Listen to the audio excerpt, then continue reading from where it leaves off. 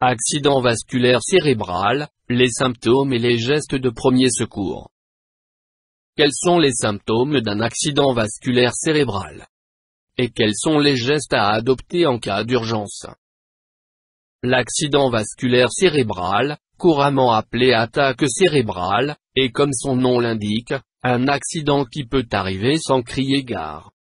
Il frappe surtout les personnes âgées, mais peut se déclarer à tout âge, surtout en cas d'hygiène de vie inadaptée. Qu'est-ce que l'accident vasculaire cérébral? Il peut être provoqué par plusieurs facteurs.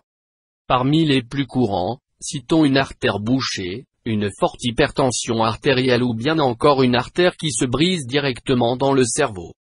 Il a les mêmes symptômes que l'accident ischémique transitoire, qui est lui seulement temporaire, de 20 minutes à plusieurs heures, comme son nom l'indique, mais qui peut être le signe d'un accident vasculaire cérébral à venir. Comment reconnaître un accident vasculaire cérébral? Pour contrer au plus vite un accident vasculaire cérébral, et effectuer les gestes qui sauvent, il convient de bien connaître les signes annonciateurs de l'accident.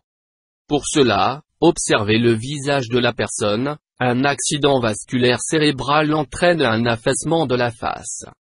La personne victime d'un accident vasculaire cérébral devrait aussi décrire une sensation de picotement, dans le visage, mais aussi dans les membres, surtout aux extrémités.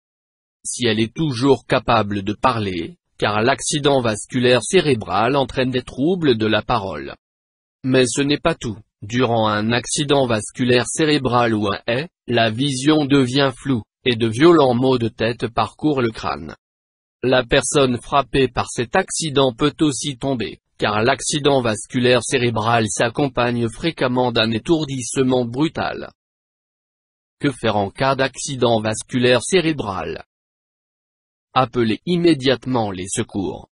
Tâchez aussi de maintenir le contact avec la personne souffrant d'un accident vasculaire cérébral. Prenez-lui la main délicatement, parlez-lui, demandez-lui de vous parler. Vous avez ainsi l'occasion de vérifier que la personne respire toujours. Prenez-lui aussi le pouls. Si la personne est toujours consciente, faites-la s'asseoir ou s'allonger confortablement. Si elle est inconsciente, vous pouvez la placer en position latérale de sécurité, PLS, souvenez-vous que le côté paralysé doit être placé vers le haut. YouTube Dr Alabé. Dr.